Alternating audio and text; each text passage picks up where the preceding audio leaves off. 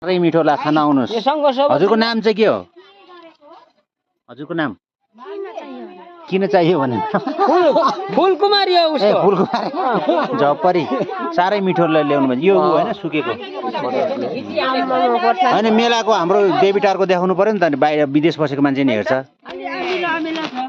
अनि यस्तो उनी माया मानेर हुन्छ नि त, बिचरा देवीटार यस्तो मेला लागेको रहेछ भन्ने हुन्छ नि त होइन।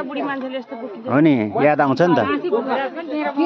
यस्तो छ है हाम्रो देवीटार मेलामा, देवीटार बजारमा यस्तो छ।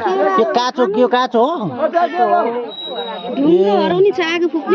ढुङ्ग्रो पनि यो कुरा पनि राम्रो रहेछ। यो मेन कोला बजार मैले बोकेको छु यस्तो झपरी। हाम्रो दिनेशरको क्या उ हो